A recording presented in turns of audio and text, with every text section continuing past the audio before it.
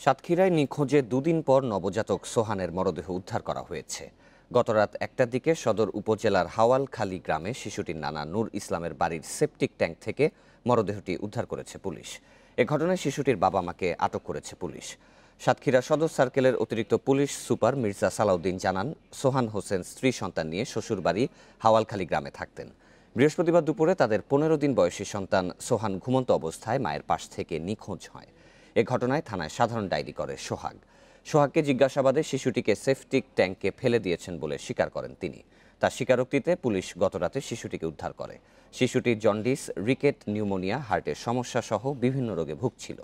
চিকিৎসার জন্য পর্যাপ্ত অর্থ না থাকায় শিশুটিকে ফেলে দেয়া হয়েছে বলে দাবি করে শিশুটির বাবা মা।